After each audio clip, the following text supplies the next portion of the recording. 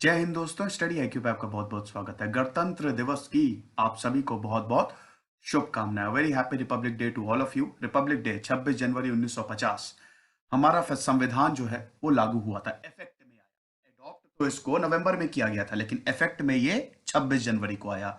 26 जनवरी को पूर्ण स्वराज दिवस भी बनाया जाता है, याद है ना भैया। 1930 में आजादी हमको चाहिए और भारत ने क्या बोला, हमको नहीं चाहिए कोई डोमिनियन स्टेटस, अब तो हमको चाहिए आजादी, पूर्ण स्वराज। तो दोस्तों, संविधान की आज हम बात करेंगे। संविधान कैसे बना इसकी हम बात करेंगे, टाइमलाइन देखेंगे और हमारे कॉन्स्टिट्यूशन को क्यों क्रिटिसाइज किया जाता था। बिल्कुल, जब ये बना था तो इसको क्रिटिसिज्म भी झेलना पड़ा था। विंस्टन चर्चिल ने तो बोल ही दिया था ना कि भारत चल ही नहीं पाएगा एज अ देश, क्योंकि भारत को सम्मिलित करना बहुत मुश्किल था। ये तो पटेल और नेहरू का कमाल का क्या कहते हैं वो इंटेलेक्ट था, जज्बा था, दिमाग था, इंटेलिजेंस था कि उन्होंने भारत को एक बना दिया। ठीक है, बहुत लोगों का इसमें योगदान है, बहुत लोगों का बलिदान है। हमारा संविधान है, ये सारे सिटीजन्स को, सारे नागरिकों का अधिकार देता है। कोई भी आप पे दादागिरी नहीं झाड़ सकता, कोई भी आपको परेशान नहीं कर सकता, कोई भी आपको मार नहीं सकता। कुछ भी हो, संविधान आपको ताकत देता है। आपके पास फंडामेंटल राइट्स हैं, बोलने की आजादी है, ये बहुत सारे देशों में नहीं है। ठीक है ना, निकल जाइए, वहां पे आपको बोलने की आजादी नहीं मिलेगी। जहां आपने कुछ भी बोला, रशिया में जाइए, आप चाइना में जाइए, जेल में उठा के बंद कर देंगे। तो ये क्यों है? क्योंकि हमारे पास संविधान है।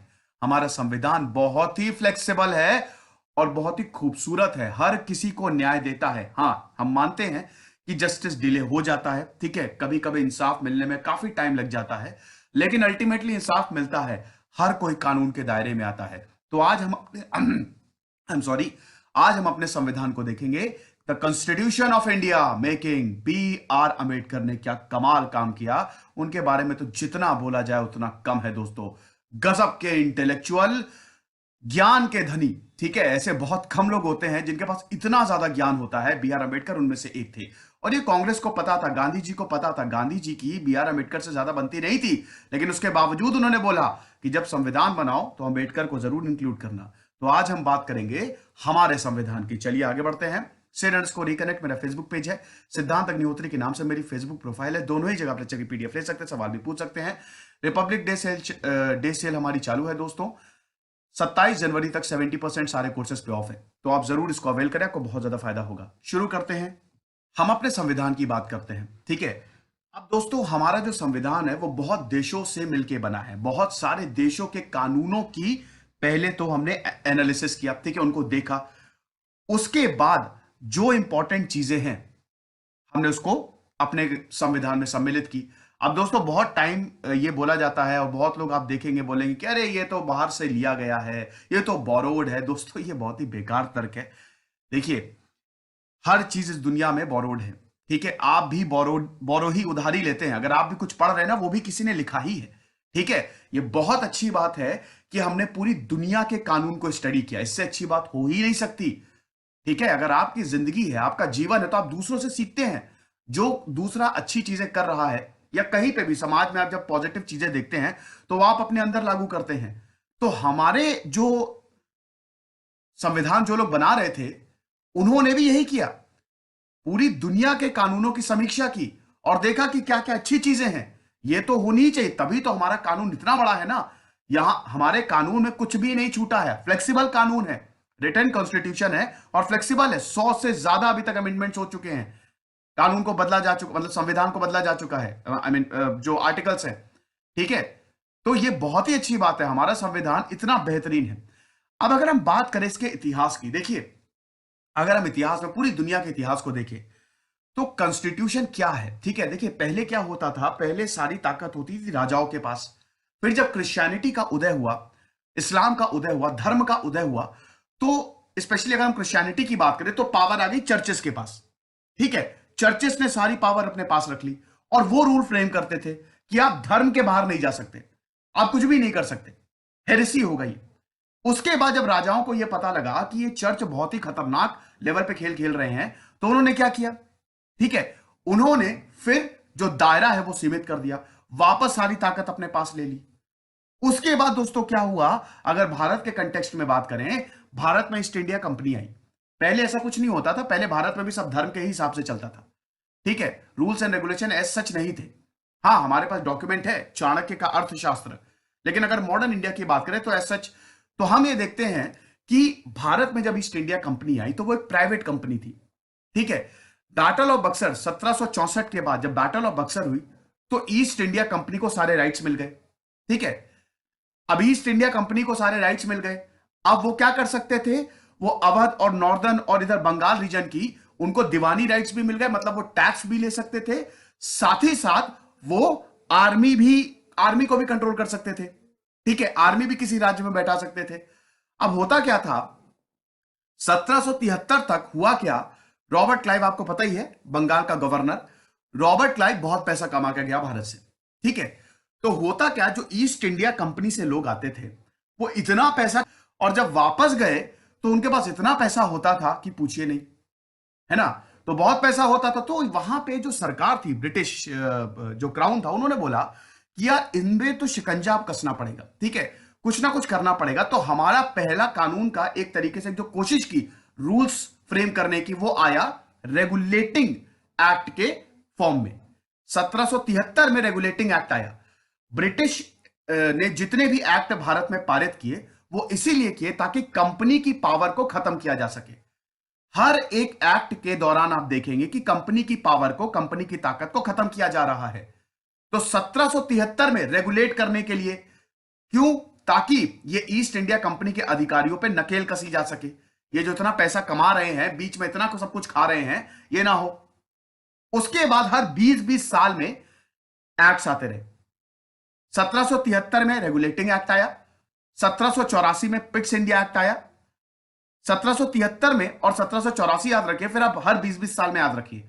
जैसे 1773 में क्या, रेगुलेटिंग एक्ट, 1784 में पिट्स इंडिया एक्ट, 1793 में फिर चार्टर एक्ट, फिर 1813 का चार्टर एक्ट, फिर 1833 का चार्टर एक्ट, फिर 1853 का चार्टर एक्ट, और अल्टीमेटली कंपनी की सारी पावर छीन ली 1857 के बाद। तो 1857 भारत ब्रिटिश की ऑफिशियल कॉलोनी हो गया, भारत ब्रिटिश क्राउन के अंडर आ गया। तो अब जो लड़ाई होगी 1857 के बाद कानून के लिए, वो अलग लेवल पे होगी। अब हम कांग्रेस की बात करते हैं। मैं आपको पूरा इतिहास बता रहा हूं, बना कैसे भारत का कानून, बहुत जरूरी है। वैसे तो एक लेक्चर में इसको डेफिनेटली कंसोलिडेट करना इतना आसान नहीं है, लेकिन फिर भी। अब कांग्रेस क्या बोल रही थी शुरू में, जब कांग्रेस बनी 1885 में, जब कांग्रेस का गठन होता है, ठीक है, तो कांग्रेस को ब्रिटिश की ही एक सब्सिडियरी माना जा रहा था। तभी तो ब्रिटिश ने भी बोला कि हाँ, एक भारत के लिए एक ऐसी ऑर्गेनाइजेशन दे दो। लेकिन 1885 से लेकर 1905 तक मॉडरेट फेज चलता है। यहां पे कोई आजादी की बात नहीं है। बहुत सारे कांग्रेस के मॉडरेट लीडर्स तो ये बोल रहे थे कि ब्रिटिशर ही हमारे भारत में नया सवेरा लाएंगे, यही हमको अंधकार से निकालेंगे, क्योंकि इनकी सभ्यता अच्छी है। तो हमको उनको विलन के तौर पे नहीं देखना चाहिए, हमको उनके साथ सहयोग करना चाहिए। लेकिन कानून में बड़ा खुड़पैच है, कानून में गलती है। तो पहले कांग्रेस के लीडर कानून में रिप्रेजेंटेशन मांगते थे, वो आजादी नहीं मांग रहे थे। 1893 में और उसके बाद जितने भी एक्ट्स आए, कांग्रेस बोलती थी कि हमको चाहिए कानून में संशोधन, आप हमको रिप्रेजेंटेशन दो, हम चाहते हैं कि हम भारत को रिप्रेजेंट करें, हमको असेंबली में जगह दो। तो यह भारत की शुरुआत में मांग थी। 1909 में पहली जेन्युइन कोशिश की भारत को कानून देने की, मिंटो मॉर्ले एक्ट जो है, मिंटो मॉर्ले रिफॉर्म्स। देखिए दोस्तों, अक्सर आपने वाइसरॉय सुना होगा, ठीक है। 1857 के बाद गवर्नर जनरल की पोजीशन अब वाइसरॉय हो गई। वाइसरॉय के साथ एक सेक्रेटरी ऑफ स्टेट होता था, आप मत भूलिए ये, ठीक है। आप अक्सर क्या होता है कि आप वाइसरॉय पे ही फोकस करते हैं, सेक्रेटरी ऑफ स्टेट को भी उतनी ताकत थी जितनी वाइसरॉय के पास थी, ठीक है। तो हम ये देखते हैं कि जो सेक्रेटरी ऑफ स्टेट, अगर आज आप भारत से कंपेयर करें तो जो प्रेसिडेंट है वो वाइसरॉय होता था और प्राइम मिनिस्टर जो है वो सेक्रेटरी ऑफ स्टेट होता था। तो दोनों मिलकर कानून बनाते थे, समझ रहे हैं। तो मिंटो मॉर्ले, लॉर्ड मिंटो जो थे वो थे वाइसरॉय, और मॉर्ले कौन थे, जॉन मॉर्ले, वो थे हमारे सेक्रेटरी ऑफ स्टेट। तो दोनों ने मिलकर कानून बनाया।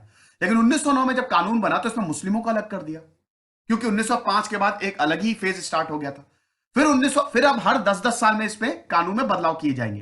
तो फिर 1919 का मॉन्टैग क्लेम्सफोर्ड रिफॉर्म्स आया, 1909 में सेपरेट इलेक्टोरेट दे दी। अब 1919 में आया मॉन्टैग क्लेम्सफोर्ड रिफॉर्म, ये जिसको मॉन्टैग चेम्सफोर्ड रिफॉर्म भी बोलते हैं। मेरे मुंह से बच्चा क्लेम्सफोर्ड नहीं करता है, पता नहीं क्यों, ठीक है।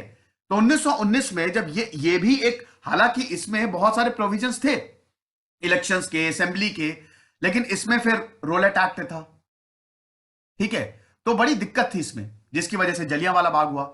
फिर आना 10 साल बाद था, लेकिन आ गया 2 साल पहले साइमन कमीशन के रूप में 1927 में, और अल्टीमेटली 1935 में गवर्नमेंट ऑफ इंडिया एक्ट। अब ये जो गवर्नमेंट ऑफ इंडिया एक्ट था दोस्तों, इसने क्या किया, इसने जो भारत का असल कानून होगा, और गवर्नमेंट ऑफ इंडिया एक्ट से हमने बहुत कुछ लिया। जो हमारा संविधान बना 1950 में, हमने गवर्नमेंट ऑफ इंडिया एक्ट से बहुत कुछ, बहुत सारी चीजें उठाई। समझ रहे हैं, एक क्रिटिसिज्म ये भी होता है, अभी बात करेंगे हम लास्ट में, ठीक है। तो वो हमने अपने कानून में सम्मिलित की। गवर्नमेंट ऑफ इंडिया एक्ट में इलेक्शंस होंगे, आप इलेक्ट करके आएंगे, असेंबली में ज्यादा जगह होगी, ठीक है। तो ये सारी चीजें थी। अब उसमें तो एक्ट वाला लंबा चौड़ा है, हम उसमें नहीं जाएंगे फिलहाल, ठीक है। फिर 1937 में, 1937 में हम देखते हैं कि प्रोविंशियल इलेक्शंस हुए। कांग्रेस ने बाजी मार ली, 8 राज्यों में जीत गई। मुस्लिम लीग को कुछ नहीं मिला, तो मुस्लिम लीग का मूड खराब हो गया। मुस्लिम लीग ने बोला हमको अलग पाकिस्तान चाहिए, लाहौर रेजोल्यूशन पास कर दिया। लेकिन अगस्त ऑफर जब आया 1940 में, तो हम देखते हैं कि ब्रिटिश ने फाइनली एक्सेप्ट कर लिया कि हाँ, भारत में कंस्टिट्यूएंट असेंबली होनी चाहिए। और उसके बाद कैबिनेट मिशन प्लान बना 1946, फिर कंस्टिट्यूएंट असेंबली बनाई गई।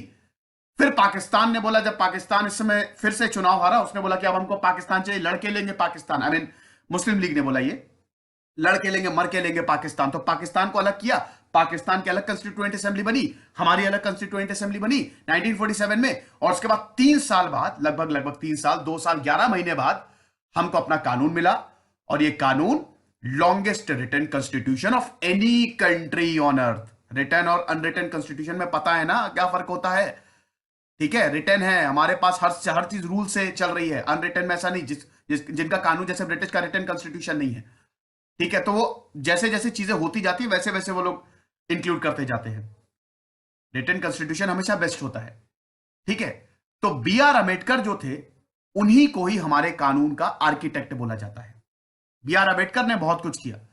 और 3 साल जो कानून बना दोस्तों, एक बेहतरीन सीरीज है संविधान करके, राज्यसभा टीवी पे, ठीक है। वो श्याम बेनेगल की है, शायद श्याम बेनेगल की ही है, या देख लीजिएगा दोस्तों। लेकिन इतनी बेहतरीन, आपको संविधान कैसे बना, ये 3 सालों में क्या हुआ, वो 10 एपिसोड की सीरीज है, 1 घंटा उसकी ड्यूरेशन है हर एपिसोड की, लेकिन कमाल, बहुत ही मजा आएगी आपको, उसमें सब कुछ बताया है, ठीक है।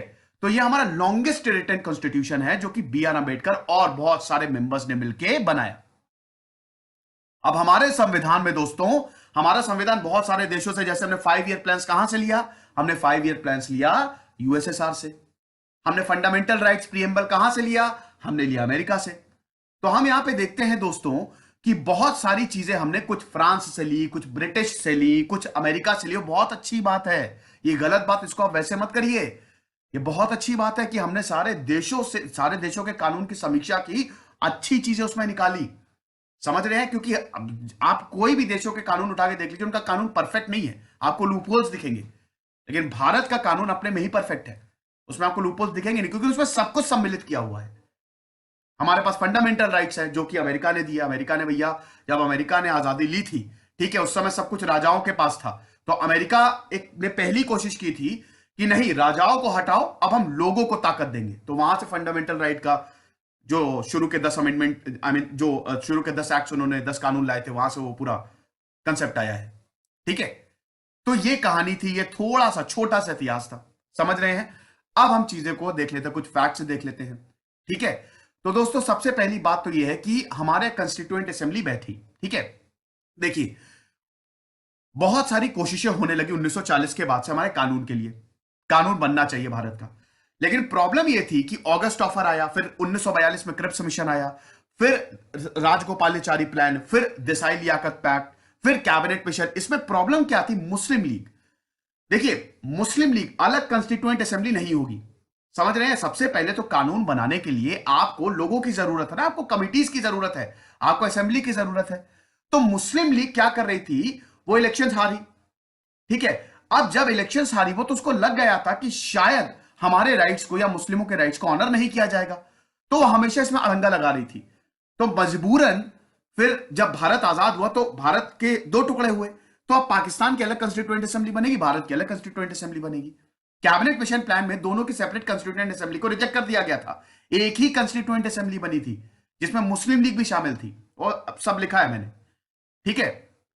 तो हमारा जो कानून एडॉप्ट कब किया गया था, यह डेट याद रखिए, 26 नवंबर 1949।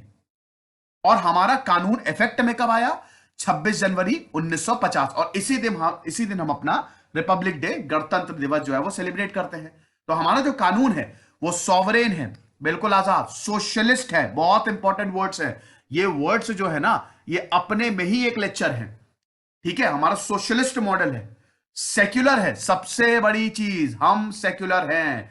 अगर हमारा देश सेक्युलर नहीं होता तो बहुत ज्यादा प्रॉब्लम्स होती दोस्तों। ये जो वर्ड है secular, it is very very important. और इसी सेक्युलर वर्ड की वजह से हमारा देश जो है वो इतना ज्यादा समृद्ध है। और वासुदेव कुटुंबकम में हम बिलीव करते हैं, समझ रहे हैं। तो हर धर्मों का स्वागत है यहां पे। डेमोक्रेटिक है, डेमोक्रेटिक रिपब्लिक, भारत सबसे बड़ी डेमोक्रेसी है। ठीक है ना, हालांकि अभी डेमोक्रेटिक इंडेक्स आया, भारत की 51th रैंक है, फ्लॉट डेमोक्रेसी, लेकिन फिर भी कोई बात नहीं, लूप होल्स हम सही कर लेंगे। और हमारे सबसे बड़ी बात है यहां पे सिटीजन्स को आगे रखा गया है। ठीक है, कानून की बात कर रहा हूं दोस्तों। असली में तो दोस्तों आपको पता ही है कि कई बार ऐसा होता है कि कुछ जिनके पास पैसा होता है कानून से कबड्डी खेल के बच जाते हैं, है ना।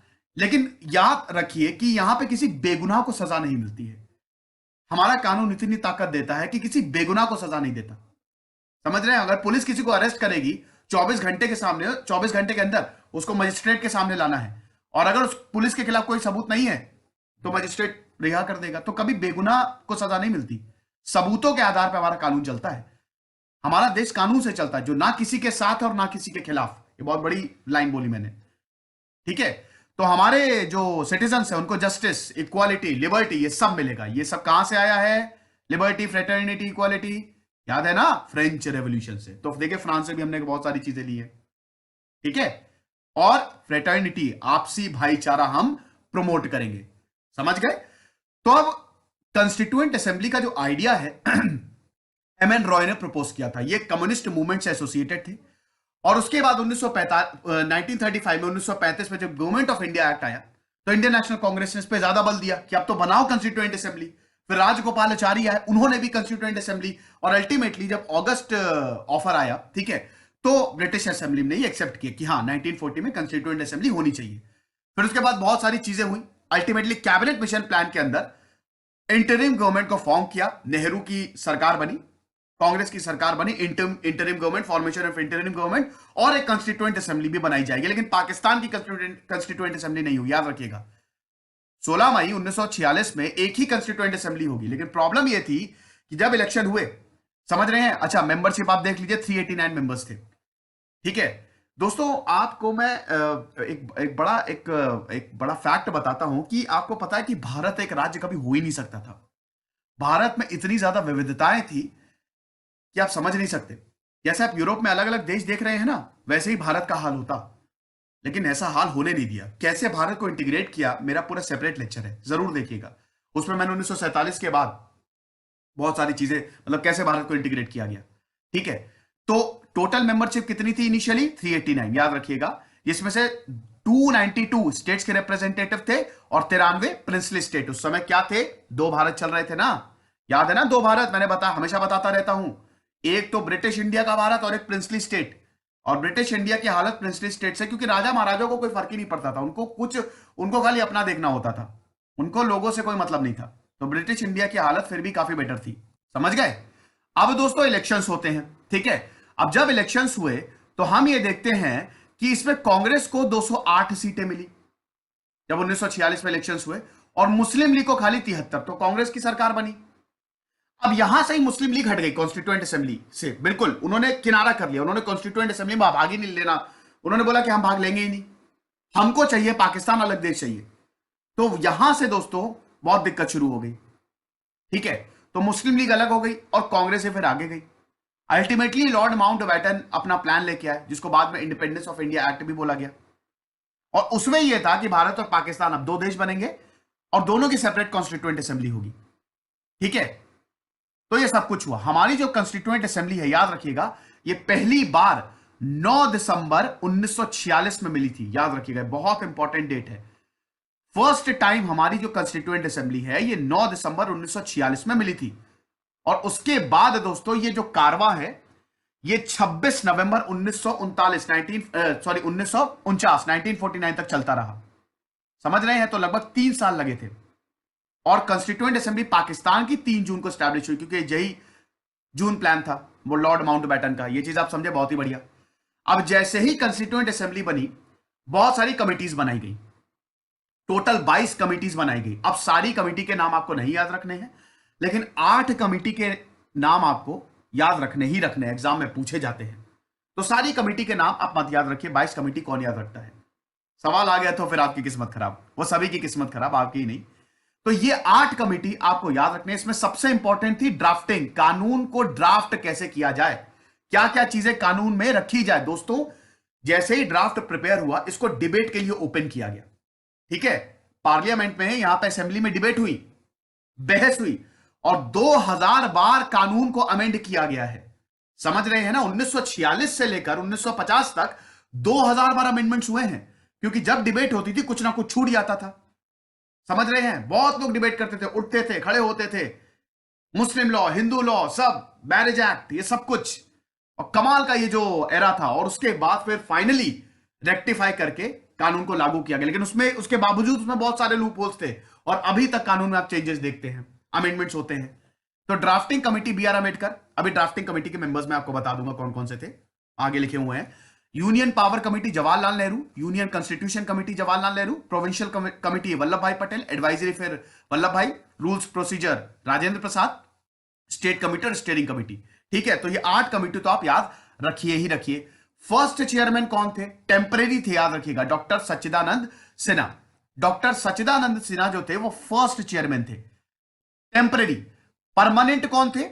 परमानेंट थे doctor Rajendra Prasad. Vice president कौन थे? एच.सी. मुखर्जी। ये सब आप याद रखिएगा, ये फैक्ट्स हैं। बी.एन. राव जो थे वो हमारे कॉन्स्टिट्यूशनल एडवाइजर थे। समझ रहे हैं? जिन्होंने original draft of the constitution बनाया था। एम लक्ष्मीकांत पढ़ी होगी ना, नहीं पढ़ी तो आज ही पढ़िए जाके। ठीक है, तो ये चीज है। तो 9 दिसंबर सुबह 11 बजे 1946 में इतिहास रच दिया गया, हमारी असेंबली ने काम करना शुरू किया। ठीक है, अब दोस्तों हम देखते हैं टाइमलाइन, क्या क्या हुआ। 9 दिसंबर, सबसे पहले तो 6 दिसंबर तो कंस्टिट्यूएंट असेंबली हमारी बनी, फिर 9 दिसंबर को हमारी कंस्टिट्यूएंसी की पहली मीटिंग हुई। समझ रहे हैं? तो जेबी कृपलानी ने एड्रेस किया। जेबी कृपलानी की बायोग्राफी मैंने रिव्यू किया, आप देखिएगा। ठीक है, और टेम्परेरी प्रेसिडेंट कौन थे? सच्चिदानंद सिन्हा। फिर 2-2 दिन के गैप पे सब हुआ है। 13 दिसंबर तक बहुत इंपॉर्टेंट टाइम रहा। 11 दिसंबर को दोस्तों क्या हुआ? राजेंद्र प्रसाद को हमारा प्रेसिडेंट बनाया गया, परमानेंट प्रेसिडेंट। वाइस चेयरमैन फिर एच.सी. मुखर्जी, और बी.एन. राव को कॉन्स्टिट्यूशनल एडवाइजर। पार्टीशन के बाद 299 ही मेंबर्स रह गए।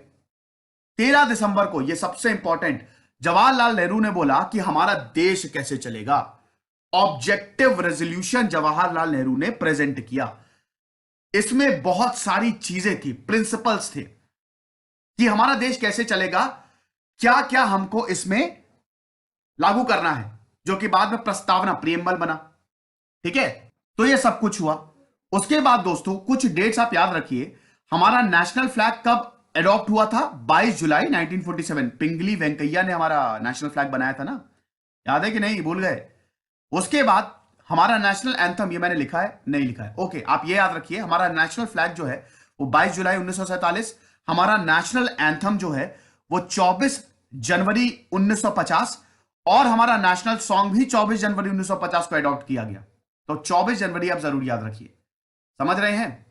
तो दिसंबर के बाद दोस्तों देखते ही देखते 15 अगस्त आ गया 1947। भारत को आजादी मिल गई, और फाइनली ब्रिटिश अपना बोरिया बिस्तर मान के चले गए वापस। लेकिन प्रॉब्लम यह होगी कि पार्टीशन का दंश, कितने लोग आए पाकिस्तान से भारत और भारत से पाकिस्तान, कितना बड़ा एक खूनी हत्याकांड चला, बहुत दिक्कत। मैंने पार्टीशन ऑफ इंडिया पे पूरा सेपरेट लेक्चर किया है। बड़ा दुखद, एक बहुत बड़ा घाव जो भारत के जहन में है। समझ रहे हैं? 29 अगस्त को ड्राफ्टिंग कमेटी को बनाया गया। अब ड्राफ्टिंग कमेटी के दोस्तों कितने मेंबर्स थे? 7 मेंबर्स थे, याद रखिएगा। इसके चेयरमैन कौन थे? B R Ambedkar. ठीक है, और बाकी 6 मेंबर्स कौन थे? के एम मुंशी, मोहम्मद सादुल्ला, अला कृष्ण स्वामी अय्यर, गोपाल स्वामी अयंगार, डीपी खेतान और मित्तर। ठीक है, ये याद रखिए, ये 7 मेंबर्स थे। बाद में हम देखते हैं कि बीएल मित्तर की हो गई तबीयत खराब। एन माधव राव ने इनको रिप्लेस किया। और ऐसा ही डीपी खेतान के साथ हुआ, 1948 में इनकी मृत्यु हो गई, तो इनको रिप्लेस किया टी कृष्णमाचारी ने। याद रखिएगा, ये दो नाम बहुत इंपॉर्टेंट है, समझ रहे हैं। तो ये 7 मेंबर्स थे ड्राफ्टिंग कमिटी। उसके बाद 26 नवंबर को हमारा कॉन्स्टिट्यूशन, हमारा संविधान अडॉप्ट किया गया, और 24 जनवरी 1950 में यह आखिरी मीटिंग हुई। और इस बीच दोस्तों 9 दिसंबर 1946 से लेकर 26 नवंबर तक दोस्तों कई बार बहस हुई, बहुत बार। 3 बार ड्राफ्ट भी पेश किए गए, उसमें भी कमियां। अब ड्राफ्ट दोस्तों, चलिए मैं आपको बता ही देता हूं, शायद इसमें लिखा नहीं है। हमारा जो पहला ड्राफ्ट था वो फरवरी 1948 में पेश किया गया, समझ रहे हैं। दूसरा ड्राफ्ट अक्टूबर 1948, और अल्टीमेटली 26 नवंबर 1949 को हमारा संविधान अडॉप्ट किया गया। और उसके बाद अब भारत संविधान से चलेगा। बधाई हो, संविधान हुआ है। तो 26 जनवरी 1950 में संविधान को लागू किया गया, और उसके बाद फिर संविधान में अभी तक आप चेंजेस देखते आ रहे हैं। 395 आर्टिकल्स, 8 शेड्यूल्स और 22 पार्ट्स, समझ रहे हैं। अभी तो 448 तक आर्टिकल चलेगा इनिशियली, ठीक है। अभी तो काफी ये मतलब आंकड़ा बढ़ गया है, ठीक है। ओरिजिनली तो इतने ही है, बाकी तो बढ़ते ही रहते हैं। 12 शेड्यूल्स है अभी, ठीक है, 25 पार्ट्स, तो कोई दिक्कत नहीं, ठीक है। तो ये है हमारा कॉन्स्टिट्यूशन, और 26 जनवरी को अब हम अपना गणतंत्र दिवस बनाते हैं, समझ रहे हैं। 2 साल 11 महीने 18 दिन लगे थे, समझ रहे हैं, और 64 लाख रुपए लगे थे हमारे कानून को बनने में। जीवी मावलंकर ये जो थे हमारे फर्स्ट स्पीकर बने, तो ये सब कुछ हुआ। उसके बाद दोस्तों जीवी मावलंकर से याद आया दोस्तों, यहां पे 2 चीजें हुई थी। जो लेजिस्लेचर के काम थे वो जीवी मावलंकर देख रहे थे, ठीक है, और जो कॉन्स्टिट्यूशन के काम थे वो डॉक्टर राजेंद्र प्रसाद देख रहे थे। अब दोस्तों हम देखते हैं कुछ फैक्ट्स। सबसे पहले तो आपको पता ही है हमारी पार्लियामेंट्री फॉर्म ऑफ गवर्नमेंट है, फेडरल है, हम फेडरल स्ट्रक्चर है, स्टेट और सेंटर मिलकर काम करेंगे, जिसमें सेंटर को ज्यादा ताकत। अब मुस्लिम लीग क्या कह रही थी कि स्टेट्स को, प्रोविंसेस को ज्यादा ताकत दो, तो वो ऐसे ही कहेंगे क्योंकि बाद में सब कुछ अलग हो जाता, लेकिन ऐसा नहीं हुआ, सेंटर को ज्यादा ताकत मिली। सबसे बड़ी बात, हमारे पास फंडामेंटल राइट्स है, इससे अच्छा कुछ नहीं हो सकता। फंडामेंटल राइट्स जो हैं ये सिटीजन्स को पावर देते हैं, ये हमारे नागरिकों को ताकत देते हैं, ठीक है ना। आर्टिकल 12 से 32 तक, आई मीन पूरा वो चलते हैं फंडामेंटल राइट्स। और राइट आर्टिकल 32, ठीक है, राइट टू कॉन्स्टिट्यूशनल रेमेडी, जिसको heart and soul of the constitution बोला है बी आर अम्बेडकर ने। तो fundamental rights are very important, मूलभूत अधिकार। हमारे पास आजादी है बोलने की, समझ रहे हैं। और हमारा आपको पता ही है एग्जीक्यूटिव, हमारा जो संविधान है, जुडिशरी और लेजिस्लेटिव।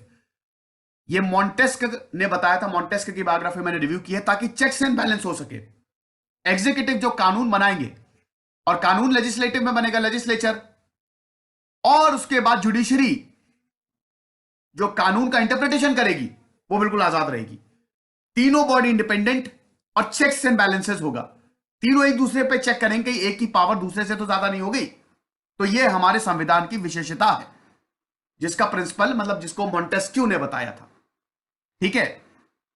ओरिजिनल कॉन्स्टिट्यूशन जो था वो हैंड रिटन है, और ये भी आप याद रखिए प्रेम बिहारी नारायण रायजादा ने इसको लिखा था। और उसके बाद शांति निकेतन के खूबसूरत कलाकारों ने, कलाकारों ने, स्किल्ड कलाकारों ने इसको पूरा डेकोरेट किया, हर एक पेज को। 8000 से ज्यादा वर्ड्स है वैसे, मतलब 8000 शब्द है वैसे हमारे कानून में, ठीक है। और उसके बाद जैसे ही कानून को ड्राफ्ट किया, 2000 बार इसमें अमेंडमेंट्स हुए, ठीक है। तो ये चीज है। जब हमारा कॉन्स्टिट्यूशन साइन हुआ था, ठीक है, 284 मेंबर्स ने साइन किया था, जिसमें सिर्फ और सिर्फ 15 महिलाएं थी, समझ रहे हैं। तो ये भी चीज, ठीक है। अभी 100 से ज्यादा अमेंडमेंट्स किए जा चुके हैं, 100 से ज्यादा, बहुत बार कानून को बदला जा चुका है, ठीक है। अब दोस्तों हम क्रिटिसिज्म देख लेते हैं। पहले क्या हुआ, सबसे पहले तो इसका क्रिटिसिज्म यह हुआ कि ये रिप्रेजेंटेटिव बॉडी नहीं है जब कंस्टिट्यूएंट असेंबली बनी, यानी कि जो इलेक्शंस है वो डायरेक्ट नहीं है, लोग चुन के नहीं आ रहे हैं, इनडायरेक्ट इलेक्शंस है, इनको नॉमिनेट किया जा रहा है, सिंगल ट्रांसफरेबल वोट जैसे प्रेसिडेंट में होता है। तो लोग इनको चुन के नहीं आ रहे हैं, ये तो यहां पे इनडायरेक्टली चुन के, तो फिर ये गलत है, ये क्रिटिसिज्म हुआ। दूसरी चीज, ये सॉवरेन बॉडी नहीं है। सॉवरेन बॉडी का क्या मतलब है, सॉवरेन बॉडी का ये मतलब है कि ये तो ब्रिटिश ने बनाई, इन्होंने, हमने ऐसा थोड़ी ना कि हमने पहले ही ब्रिटिश बना के गए 1935 गवर्नमेंट ऑफ इंडिया एक्ट के तहत हमने बनाया, तो सॉवरेन नहीं। फिर बहुत टाइम लग गया। अमेरिका का कॉन्स्टिट्यूशन 4 महीने में तैयार, हमने ले लिए 3 साल, तो टाइम कंज्यूमिंग। शुरू में सारे के सारे मेंबर्स कांग्रेस के, तो डोमिनेटेड, और दोस्तों ये 1977 तक रहा। ज्यादातर स्टेट्स में कांग्रेस डोमिनेटेड सरकार थी 1977 तक, जब इमरजेंसी नहीं हटाई गई, जनता पार्टी नहीं, मतलब जनता पार्टी नहीं आई। और उसके बाद आप जितने भी मेंबर्स देखेंगे, या तो वो लॉयर्स या फिर पॉलिटिशियंस। इसमें सबके सब लॉयर थे, जवाहरलाल नेहरू लॉयर, राजेंद्र प्रसाद भी, उसके बाद वल्लभ भाई पटेल भी, सब लॉयर्स।